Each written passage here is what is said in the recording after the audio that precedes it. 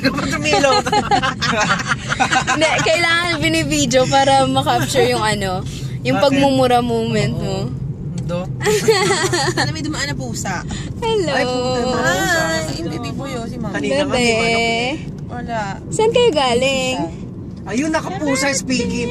Putek. Pusa? Pusa nga. Nakaw, Diyos ko, kung napasinin yung pusa. Ipit kung ipit. Oo, hindi naman tayo tatalsik doon. Puta. Malamang ako na- Didisgrasya pa kami, tas sa pusa. Oo. Ipita na lang siya. Yan ang driver. Siyam naman ang buhay niya, di ba? Oo, ewan ko kung doon sa siyam na buhay niya sa pagkaipit niya. Instant. Tsaka pang ilan na yung pang siyam mo.